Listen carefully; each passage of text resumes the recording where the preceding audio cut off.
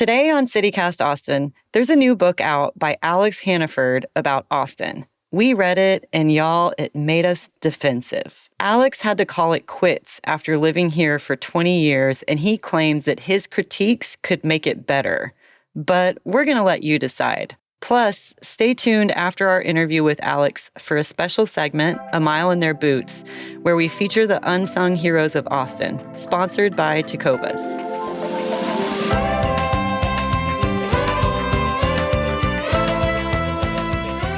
It's Wednesday, November 13th. I'm Eva Ruth Moravec, and this is what Austin's talking about. Hello, I'm Eva Ruth Moravec, and I'm here today with Alex Hannaford, who is an author and recently wrote a book called Lost in Austin. Thanks for being with us, Alex. Thanks for having me. Yeah, so hard question for you right off the bat. Anyone who reads this book will know that your feelings of Austin are somewhat mixed. This being a podcast for local Austinites about our city, no pressure, but how do you rate Austin now? It's also been a minute since you've been here, so maybe only the good things are staying in your memory. But yeah, on a scale of 1 to 10, worst to best, how do you rate Austin these days?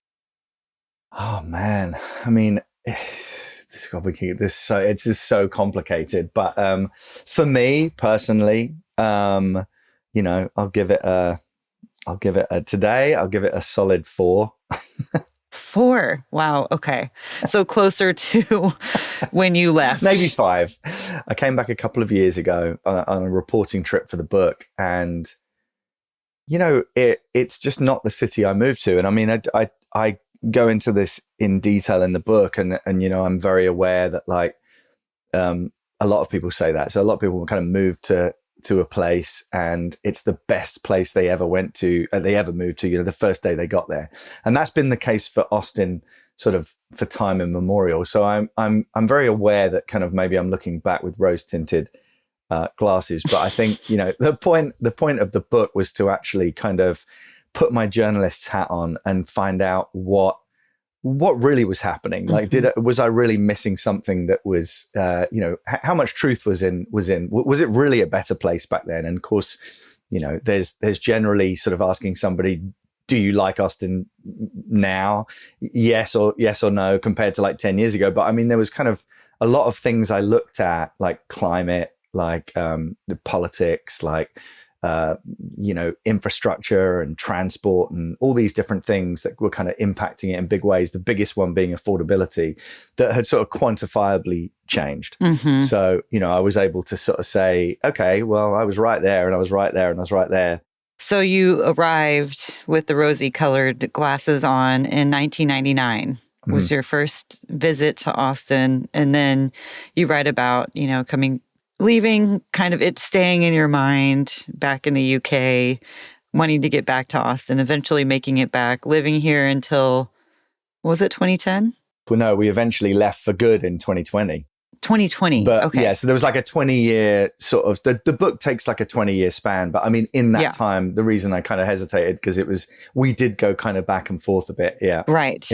Much like period. You arrived, you weren't ready for like a clean jump in or a clean jump out, it seems like. So, and all of that aside, congratulations. This is a huge accomplishment. We're publishing this book. It's really interesting. And I think it does pair really nicely the opinions. You can tell you have these opinions and you're seeking the facts to kind of figure out where they should actually fall. It's like a self-analysis. I've read that some people call it a love letter to Austin. Other people call it calling Austin out on everything. How would you describe it to somebody, or how do you describe it? I was actually worried, I think, when it was published that it would be seen as more of the latter, and I was worried because I didn't want it to be that. I wasn't just sort of, it wasn't like, oh, here's a book about how shit Austin has become by Alex Hannaford. A man who no longer lives here. yeah. I wanted my kind of love for the city and everything I owe the city to kind of come through, and I hope it has. But I also, what? I'll tell you a story. I had a very short, uneventful stint as the editor of Austin Monthly, which,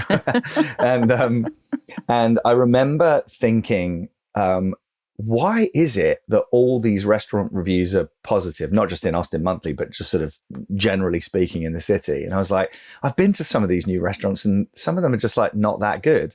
And I didn't get it. I didn't get why everything seemed to be brilliant, like as far as the sort of the restaurant reviewers were concerned. And I thought back then, like, you can't ever improve if you don't criticize it in a helpful way. Mm-hmm. And, of course, now the irony is that I think kind of the restaurants in Austin are kind of unimpeachable, sort of like Michelin star, amazing restaurants. But the city itself, I think, leaves a lot to be desired for the reasons I talk about in my book. And I think that's almost like so you think maybe we're kind of like drinking our own Kool-Aid a little too much? I don't know. Actually, I have to say the response to the book from journalists in Austin and in Texas has actually been like, well, yeah, we kind of agree with you. Yeah. Like, we're living there and we agree with you. There are certain people who are drinking the Kool-Aid, of course, but I think most people, I think it's healthy. I guess what the point I'm making in a very convoluted way is I think it's healthy to be critical of a place because it can't improve if it's not. Right. And I do think there's room for improvement, public transport being one, affordability being another. I mean, climate, you can't really do much about except you could like xeriscape your lawns maybe, but. Right. Right.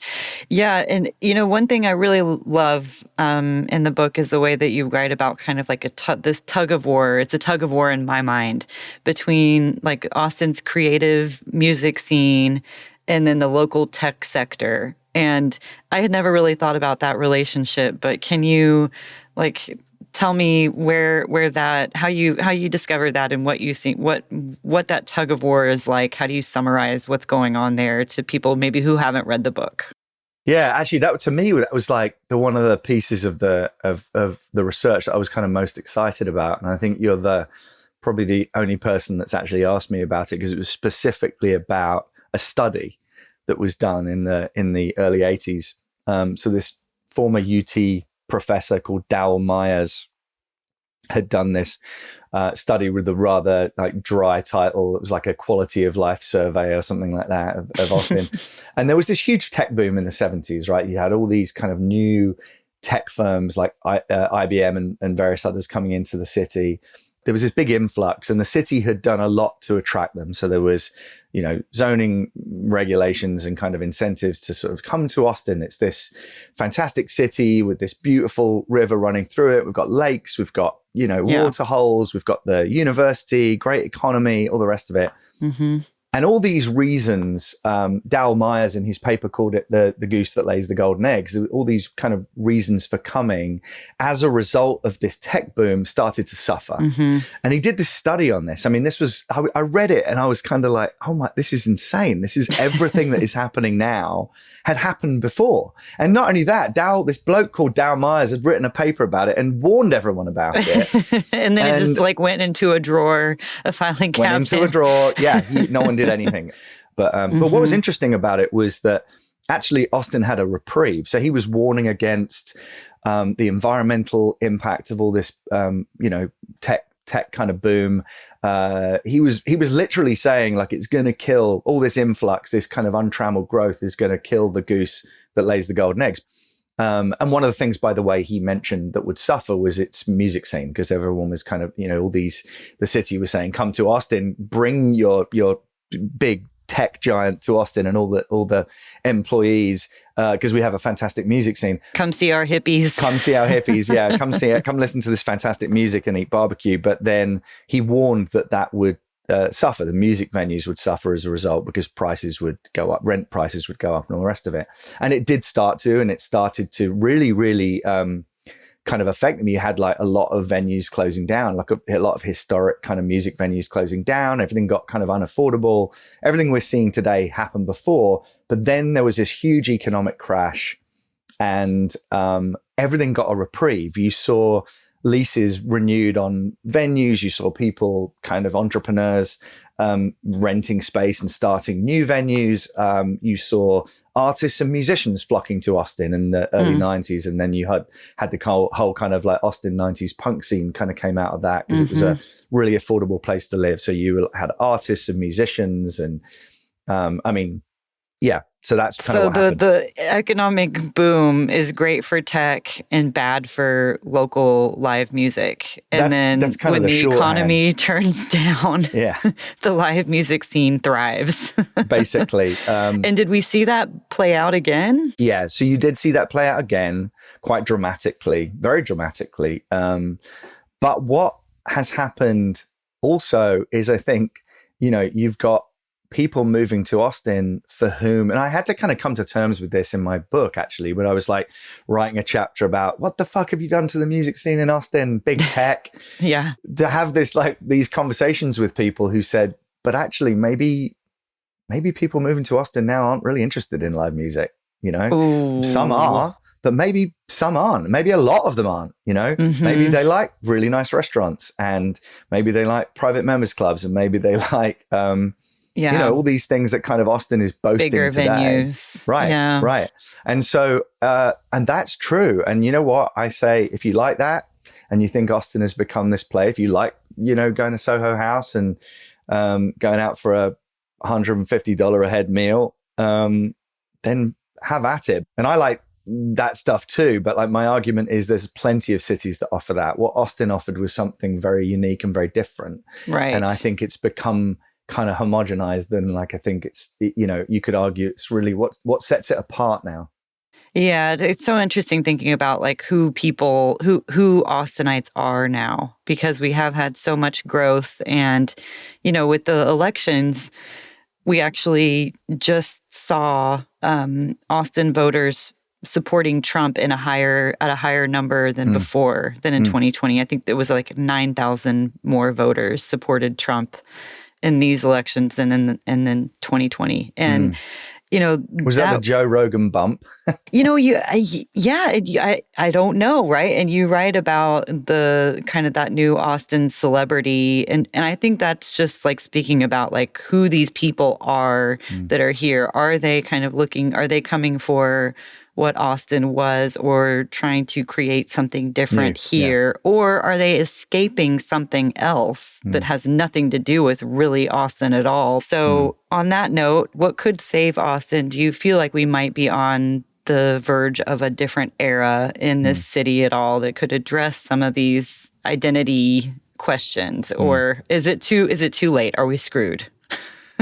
I mean, it's a really good question, but it really comes down to what people want. And I mean, and I'm not trying to cop it. It's not a cop out kind of answer, because I think there are people who moved to Austin in the last 5 years that might read this book and go, what the fuck are you talking about? Austin's fantastic. I love it. Like, I don't even know the Austin you're talking about. And I think this is a great place. I go kayaking on Town Lake when I have to avoid the blue-green algae. I love going out to this restaurant that I go to on Cesar Chavez that is now in the place of a wonderful pinata store that used to be there. Anyway, the point being that, they might say, yeah, this is great. I don't know what you're talking about. So why would I want it to change? But for those Austinites who do remember what it was or what it could be, that's the other thing. I mean, look, Austin has never had very good public transport, right? We maybe didn't need public transport as much as we need it now. But right. And I talk about this in the book, with the fact that if you're going to pay your line cooks and your cleaners minimum wage, then they've got to live somewhere. And it's not good enough to say, oh, well, they can live an hour's drive away and then drive into Austin on congested highways, until they can't afford to live where they're living an hour away, and they've got to live an hour and 30 minutes away and then do the same. Like, at some point, something's got to give. Right. And my argument is, if you're not going to make Austin affordable, I mean, look at London, right? London is not affordable for a lot of people to live there, but it does have a world-class public transport system that actually was built in the Victorian era, and they're still using the same tunnels that the Victorians built, and they're just expanding it. So you could live very, very, very far out in what was never considered, even part of London. It was like, it wasn't even commutable. I mean, it was like very, very far out, and you can now commute in. So you can actually, and that's how you make cities that grow work. You have to do something. It has to be public transport or affordability, or both, preferably. And Austin at the moment offers neither. There's no better solution than public transport. Right. You know, you can't just, if you're going to accommodate more cars will come. Right.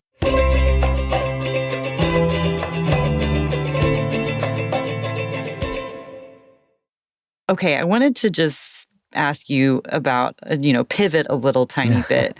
I wanted to know where you kind of got your literary inspiration for this book, if there are other like biographies of cities that you read, other books about Texas cities. Oh my God. You know, the whole book kind of spans 1999, which is when I first discovered Austin for myself, to 2019, which is when we had all but packed up and left.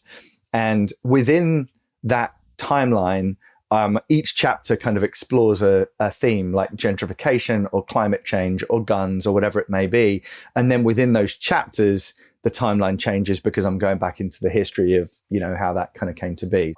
I think I read an embarrassingly large amount of books on gentrification, which were like really dense and stuff. I didn't want this book to be a book about gentrification or a dense book about climate change or a dense book about, how we, like urban planning in cities and stuff. I wanted it to be really readable for like anyone. And that's kind of why I put more of myself into it, which was never really the plan to begin with, but, you know, using our experiences in Austin as a jumping off point. So, you know, I guess it is a little bit memoirish in that respect, but yeah, I wanted it sort of just to be more of a readable, like a breezy, readable read, but where you do learn some of the kind of history of this stuff that's happened and why. And, you know, maybe an attempt at kind of saying, well, if we know what went wrong, is there any way we could kind of reverse the trend? Yeah, I guess, one question related to gentrification, I think I know what your answer to this is, but like, what effect do you think Austin's growth has had on our diversity? Oh, man. So for the longest time, Austin was, as I'm sure you know, the only fast-growing city in America with a declining Black population. And, you know, while I was writing the book, that was the case. I interviewed people about it and the rest of it. I think there was some news reports about how the burgeoning tech scene had kind of redressed the balance a bit, but then you kind of get into, yes, it may be getting a little bit diverse, but then the disparity is in like economics, the economic disparity instead. Exactly. Right? So, and economic diversity. I mean, that's another type of diversity that I think is really important too. Yeah. In the fabric of a city. One of the people I interviewed for the book is Stephen Galloway, who owns the sandwich shop on East 12th. I found out last week it says temporarily closed. I don't know if it's closed for good or if he's planning to kind of reopen at some point. But, you know, one person said to me when I was researching this book, kind of an expert in gentrification, was like, why can't, you know, one thing would be for the city to sort of incentivize people like that to stay on, maybe find a way for the Stephen Galloways of this world to actually buy their own property and stay where they are, rather than their rents keep going up until they inevitably get forced out and say, I'm done. I mean, we've been reporting on some of those efforts increasing, but it's so late, you know, in the game. I think like with Preservation Austin does a great job of trying to hold on to legacy buildings and legacy businesses and stuff like that. But yeah, it's also like, how much of a hand do you want the city government in development, you know, and in kind of the free market business in the city? I mean, yeah, there's some push and pull. On the legacy building thing, that's kind of interesting, right? So the Susanna Dickinson home was in the wrong place because they were going to develop something there. And they were like, this is in the way. And so, you know, the historic preservation people were like, well, let's not destroy it. Let's pick it up brick by brick and put it somewhere that's more convenient. So they put it on Brushy Square. I don't know what the answer is, but I do know that the answer is not to do what they did with one of the Bremen homes. You know, I'm all for preservation. I love going into London and seeing the historic buildings that are preserved, but they have to be in context, and they have to, you know, it's not just about preserving the bricks and mortar. So the Bremen home I'm talking about was, it's on 7th and Guadeloupe. You can see it. They were going to they built a skyscraper. They wrapped the building in concrete, essentially on two sides. Yeah. And just built this steel and glass monstrosity and concrete monstrosity above it.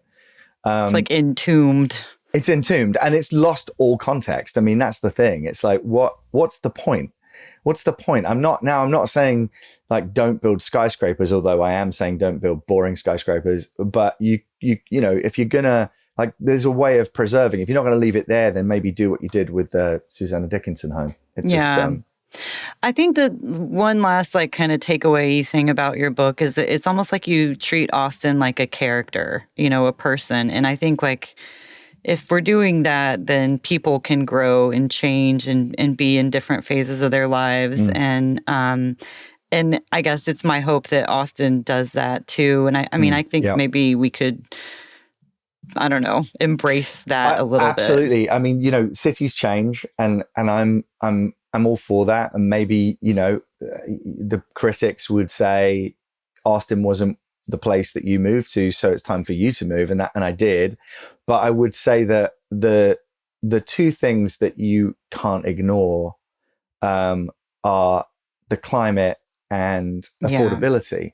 I just would never want to live in a city that didn't have the ability for people of all kind of walks of life to live there. Right. You know, that to me would be a really, really boring city. And I sort of describe Austin as going from, you know, hippie and flip-flops to being this sort of person in like a Midtown uniform with all bird sneakers on or whatever. But it's right. It's like, I don't know, it just depends what you want. But if you're happy with that, if you're happy with a city with, like I said, great restaurants and private members club and not racially diverse, then that's fine. But that's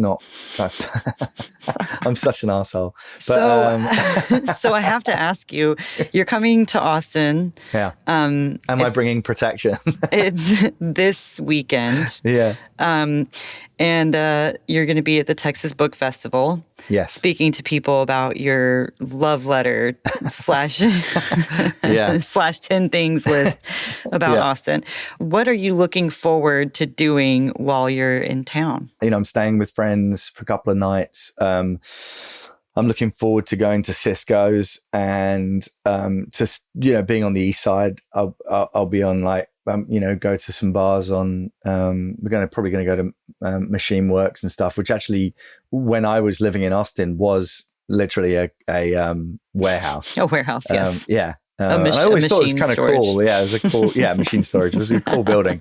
But, you know, eating a lot of Mexican food and barbecue, but mainly friends. I mean, you know, it's like we left behind when I left England for the first time. It was pretty heartbreaking leaving family and friends behind and moving to Austin. That was like one of the hardest things I've ever done, and so it was a lot easier for me to leave Austin to move to the Northeast. But I'm a firm believer in you know, the friends that you kind of value are like friends for life, and you'll find a way of kind of staying friends forever. And you know, there are people that I'm going to be seeing who they are some of the best people on the planet. So. Yeah. And we didn't really touch on this much, but like maybe it's because it's just really hard for me to go there, but the climate change part of it all, you know, I think that especially this year with it still being, you know, 90s in November was pretty shocking to a lot of people, and people who are newer to town as well as people who have been here for decades. And it just seems, I mean, I know that is a big effort that the city is taking on, is trying to address climate change, but, you know, you can't really do that locally. There's only so much you can do. Yeah. I mean, it's like, you know, I think that was one of the specific parts of the book that you know, you can feel like, oh, it's getting hotter and it's too hot for us and we're leaving. And, you know, I was very aware that the argument against that could be, you're just fed up with it, but like it hasn't got any hotter. Like you're just maybe you're just over it. But it was quantifiably getting hotter. It's scary. Maybe that's why I didn't want to talk about that part, because it's like there's not really a good solution there. No. But you've been a writer for decades. Do you have any advice? I'm sure you're going to be asked this at the book festival as well. Do you have advice for anyone who has a book idea in their mind, or just like to be on, maybe just even people on how to be more observant about the world that you live in, and how to be like a writer in that way? Yeah, I mean, I had I think that like listen to advice bizarrely is a good piece of advice, because I had and take advice from people who know what they're talking about, because I had an idea for a book that I had pitched. I'd written this proposal and I was so invested in this. This was going to be the book I was going to write. It was a criminal justice book, and my agent was just like, but like nothing really has happened to this central character. You're saying that like he's probably innocent, he's probably going to get out, but he hasn't got out, and like I made a podcast about it, and so it was, but I couldn't see that. I couldn't see that this wasn't the book I should do, and so I mean that's quite a dramatic thing to be told. Like, no, you're going to do a completely different book. But he was the first person to ask me, why did you leave Austin? And maybe there's something in that. And so, I had a conversation with him about why we had left. And he said, well, that's part of the story, but I think there's a bigger story about how the city's changed and things that didn't even impact us. We're very privileged that sort of, to have owned our house, and to have been able to sell the house and move. But there are plenty of people for whom the affordability issue is much more profound. So I think that, I think that taking advice from all corners and sort of, and actually I've got a new idea for a book at the moment, which, I tell some people and they're like, oh, I don't know about that. And then, but my agent's very invested in it and a few people really like it. So I'm listening to people and kind of changing that as I go and when I write the proposal and stuff. So yeah. Nice. Listen to what lots of different people say and then forge your own path. And then ignore the ones you want. Ignore the ones you don't agree with. If you meet a stranger or an acquaintance, friend of a friend or something who says, oh gosh, I just got this job offer. It's in Austin. I hear you used to live there. Should I move there? Should I take this job? I'd say, yeah. I mean, it's still like, nothing has to, I'm living proof that nowhere has to be forever. I've bounced around and I feel like even now we're in the Northeast. Our daughter is in 8th grade and, she's got 5 more years and we're already talking about, well, what does it look like in 5 years time? So, I think, that I would say take up the job offer and go, because there are definitely parts of Austin that are fantastic. There are so many great things about Austin still that people should value. So I would say, even if you go and work there for a few years, it's worth it. I don't regret anything about my time in Austin. All right. Or leaving. The author who loves to hate Austin. I figured out the title. 10 Things He Hates About Austin. Is that better? Just kidding. Well, no, it's a really interesting book and gives us lots to think about and hopefully improve upon and not give up hope. Thank you, Alex. Anything else we should know about your book, the book festival? Don't hate me. No, yeah. I mean, read it as I hope that like my love for, I say in the beginning of the book, like I owe Austin for my wife who I met there, my daughter who was born there, all these friends that I mentioned that are sort of lifelong friends and stuff, and some incredible memories, and it is a great place. So I hope that kind of comes through as well. Absolutely. And you still need those tacos, so we'll see. They're better than the ones in the Northeast, I promise you that. Oh, yeah, that's brutal. All right, Alex. Well, thanks again for joining us. We appreciate it. Thanks, Eva. Next up, let's walk a mile in Hannah Gable's boots, brought to you by Tecovas.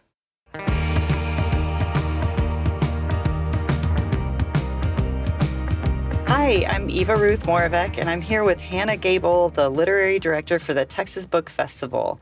So, Hannah, who are you? I am a native Austinite, so I grew up in Austin.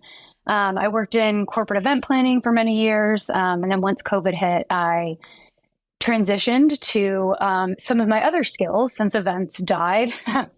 And I started my own freelance graphic design and marketing business. And along with that, I also started a book blog since I've always been an avid reader and wanted to share book recommendations with my friends and family. And in doing so, I discovered there's this whole online book community, Bookstagram, Book Talk, and that eventually led me to Texas Book Festival.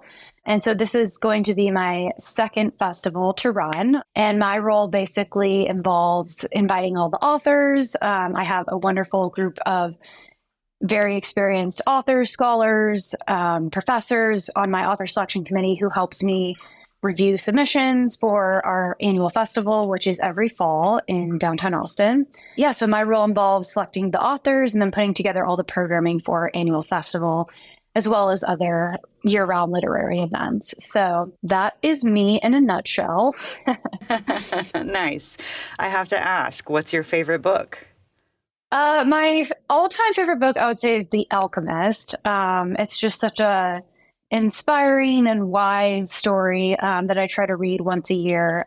So let's walk a mile in your boots. Tell me, what do you do in an average day? What does that look like for you? Yeah, so this year's festival is November 16th and 17th. It takes place in and around the state capitol. So we have 7th through 11th Street blocked off, and we have a bunch of programming tents and exhibitor tents filling that whole block. Or several blocks leading up to the Capitol grounds. And then we'll have programming inside the Capitol and then in select indoor venues surrounding the area. At this point, really, I feel like my job is answering emails. I spend a lot of time connecting with publicists and authors, and right now we're kind of working on getting all the final details and information out to authors and answering questions from publicists, and that's really kind of year-round. What I spend a lot of time doing is connecting with authors and publicists. And this time of the year, I'm really focused on kind of just finalizing the kind of minute details. All the programming and like the logistics are in place, so it's kind of just getting all the last-minute details in order. Right. But yeah, in year-round, especially in the spring and once the festival's over, early in 2025, I'll be focused more on reading 2025 releases. Reading is certainly a very big part of my job, which is great because I love to read.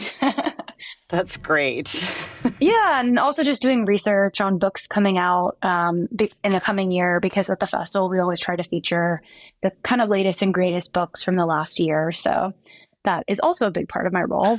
Nice. And why would you say that your work matters to Austin? Yeah, so the Texas Book Festival has been running for 29 years. It was founded by Laura Bush in 1995 when she was the First Lady of Texas. Our mission is to basically just celebrate the culture of literature and literacy. And we also, in addition to our annual fall festival, we're actually a year-round, we're a nonprofit organization, a 501c3. So in addition to our namesake event, the Texas Book Festival, we also do year-round programming that helps expand access to literature across the state. And we do that through library grants to really any public libraries in the state of Texas are eligible to apply for those. And then we also have our Reading Rockstars and Real Reads programs, which brings authors and books into Title I schools. We give out, I want to say like 15,000 books a year. So that's a really incredible program to be a part of. And in a lot of cases, that's the first book some of those kids ever own. So wow. That's a really special experience. So I'd say our work matters largely because we're helping to just uplift literature and expand access to literature, but also in some of those efforts, helping to expand literacy and also just create events that connect authors and readers in, kind of celebratory and fun way. Yeah. Why does, expanding access to literature and all of the great things that you just mentioned, why does that matter to you? I mean, one of the reasons I personally love reading so much, and obviously, there's tons of statistics that show, kids who read do better in school and are more empathetic and so on and so forth. For me personally, I feel like reading gives you the ability to, or me personally, or whoever is reading, the ability to view the world through someone else's eyes. And whether you're reading fiction or nonfiction, I think there's so much we can learn about people, communities, identities, and life experiences that are different from our own through books. And generally becoming more knowledgeable about people, places, or things that you weren't previously familiar with, I think leads to a deeper sense of empathy and understanding. So I don't know, for that reason, I genuinely feel the world would be a far better place if more people were avid readers. Yes, definitely. We like to ask people where they like to go to relax or have fun when their day is done. Often that's somewhere to go to read a good book or curl up on the couch. What does that look like for you? Yeah, I feel like lately I've just been so exhausted after a full workday that I typically just come home, fall onto the couch, snuggle with my puppy, and read a good book. But when I'm less busy, I love to, check out the new bars and restaurants in Austin. I live on the east side, so I love checking out spots that are walkable and or dog friendly. Vintage bookstore is just down the street from me, so I love to walk over there and have a glass of wine and, read a book or do some work. So there's so many great spots in Austin that are dog friendly and just fun spots to relax. So lots of places. Awesome. Yeah. Well, Hannah, thank you so much for being here. And again, anyone who hears this, please go check out the Texas Book Festival's website to learn more. We'll definitely have that link for you in our show notes, so you're just a click away. Thank you so much for listening. And thank you again to Tecovas for sponsoring this interview.